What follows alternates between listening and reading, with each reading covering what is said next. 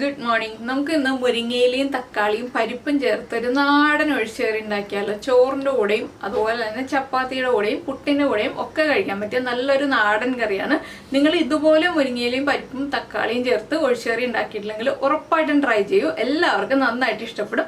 അപ്പോൾ നമുക്ക് എങ്ങനെയാണ് നമ്മുടെ കറി തയ്യാറാക്കുന്നത് നോക്കാം.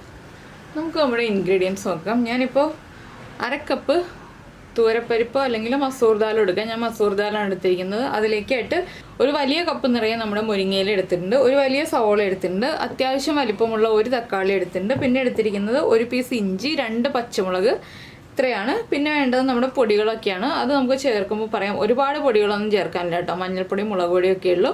പിന്നെ വേണ്ടത് കറിവേപ്പില.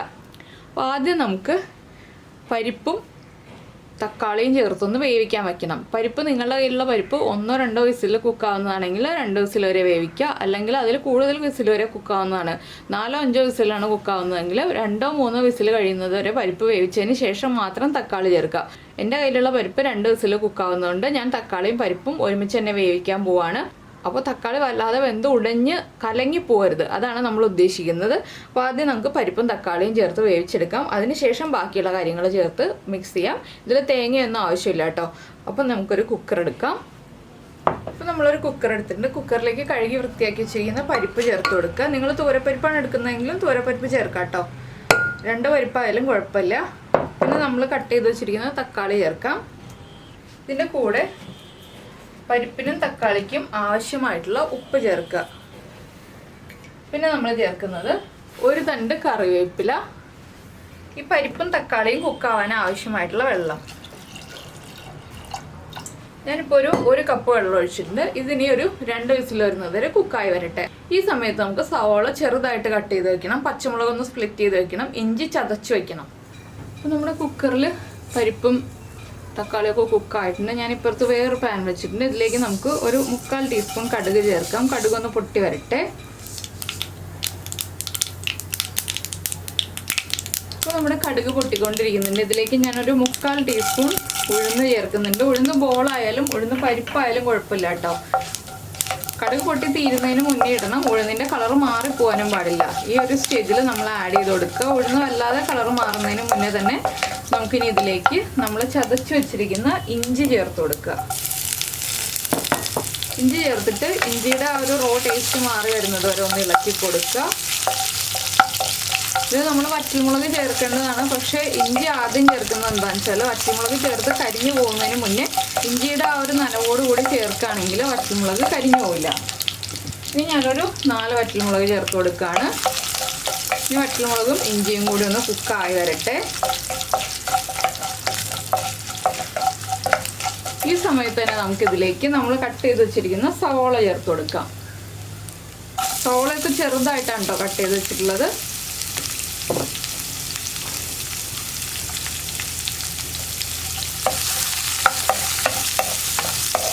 സവോള ഇനി നന്നായിട്ടൊന്ന് വഴറ്റിയെടുക്കണം. ഇതിൻ്റെ കൂടെ തന്നെ നമുക്ക് പച്ചമുളകും ചേർക്കാം. അതുപോലെ തന്നെ കുറച്ച് കറിവേപ്പിലയും ചേർക്കാം. ഒരു 2 തണ്ട് കറിവേപ്പിലയും ചേർക്കുന്നുണ്ട്. ഇനി ഇത് നന്നായിട്ടൊന്ന് വഴറ്റിയെടുക്കുക. ഇത് നന്നായിട്ട് വഴറ്റിയിട്ട് വേണം നമ്മൾ പൊടികൾ ആഡ് ചെയ്ത് കൊടുക്കാനായിട്ട്. അപ്പോൾ സവോളയും പച്ചമുളകും ഇഞ്ചിയും എല്ലാം നന്നായിട്ടൊന്ന് വഴന്ന് വരട്ടെ. അപ്പോൾ നമ്മുടെ സവോളയൊക്കെ ഒന്ന് വഴന്ന് വന്നിട്ടുണ്ട്. നമുക്ക് ഇതിലേക്ക് ഇനി മഞ്ഞൾപ്പൊടി ചേർക്കാം. ഒരു 3/4 ടീസ്പൂൺ മഞ്ഞൾപ്പൊടി. മഞ്ഞൾപ്പൊടി ഒന്ന് ചേർത്ത് നന്നായിട്ട് ഇളക്കി മഞ്ഞൾപ്പൊടിയുടെ റോ ടേസ്റ്റ് ഒന്ന് മാറി തുടങ്ങുന്ന സമയത്ത്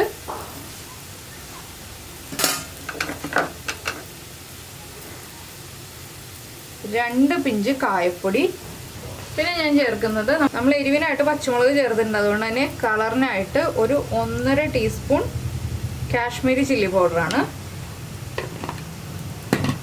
കാശ്മീരി ചില്ലി പൗഡറും ചേർത്തിട്ട് നന്നായിട്ടൊന്ന് ഇളക്കുക. നിങ്ങൾക്ക് എരിവുള്ള മുളക് പൊടി മതി, കളർ വേണ്ടാന്നുണ്ടെങ്കിൽ ഒരു 3/4 ടീസ്പൂൺ മുളക് പൊടി ചേർക്കുക കേട്ടോ. ഒരുപാട് മുളക് പൊടി ചേർക്കരുത് എരിവുള്ള മുളക് പൊടിയാണെങ്കിൽ. ഇനിയിപ്പോൾ മുളക് പൊടിയുടെയും ആ റോ ടേസ്റ്റ് ഒന്ന് മാറി വരണം. ചെറിയ ബർണറിൽ വെച്ചിട്ടാണ് കേട്ടോ ഞാൻ കുക്ക് ചെയ്യുന്നത്. അതുകൊണ്ട് തന്നെ പൊടികളൊന്നും കരിഞ്ഞു പോവില്ല. ഹൈ ഫ്ലെയിമിൽ വെച്ചാലും പൊടികളൊക്കെ ഒന്ന് കുക്കായി വരുമ്പോൾ നമുക്കിതിലേക്ക് നമ്മൾ വേവിച്ച് വെച്ചിരിക്കുന്ന പരിപ്പും തക്കാളിയും ചേർന്ന് മിക്സ് ചേർത്ത് കൊടുക്കാം.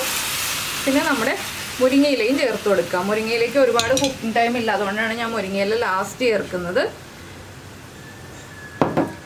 ഇതെല്ലാം ചേർന്ന് നന്നായിട്ടൊന്ന് ഇളക്കി ഒരു 5 മിനിറ്റ് തിളപ്പിക്കുക. അപ്പോൾ നമ്മുടെ മുരിങ്ങയില കുക്കായി വന്നോളും.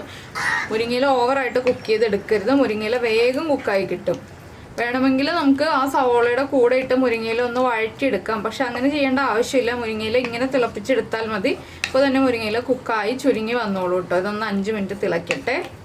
അപ്പോൾ നമ്മുടെ പരിപ്പ് മുരിങ്ങയില കറി ഇതാ റെഡി ആയി കഴിഞ്ഞു. ഈ ഒരു കൺസിസ്റ്റൻസി ആയപ്പോൾ ഞാൻ ഫ്ലെയിം ഓഫ് ചെയ്തു കേട്ടോ. ഫ്ലെയിം ഓഫ് ചെയ്യുന്നതിന് മുന്നേയുള്ള പാകം കാണിക്കാൻ വിട്ടുപോയി. എന്താണെന്ന് വെച്ചാൽ കുറച്ച് തിരക്കായിരുന്നു, 1-2 ഫോൺ കോൾസ് ഒക്കെ വന്നു, അതുകൊണ്ടാണ് ഞാൻ കാണിക്കാതിരുന്നത്. അപ്പോൾ ഇതുപോലെ നല്ല തിക്കായിട്ടാണ് ഞാൻ എടുത്തിട്ടുള്ളത്. ഇത് ചോറിൻ്റെ കൂടെയും ചപ്പാത്തിയുടെ കൂടെയും പൂരിയുടെ കൂടെയും ഒക്കെ കഴിക്കാൻ പറ്റുന്ന നല്ലൊരു അടിപൊളി കറിയാണ്. നമുക്ക് വളരെ എളുപ്പത്തിൽ ഉണ്ടാക്കാം. അപ്പോൾ നിങ്ങളെല്ലാവരും ട്രൈ ചെയ്ത് നോക്കുക.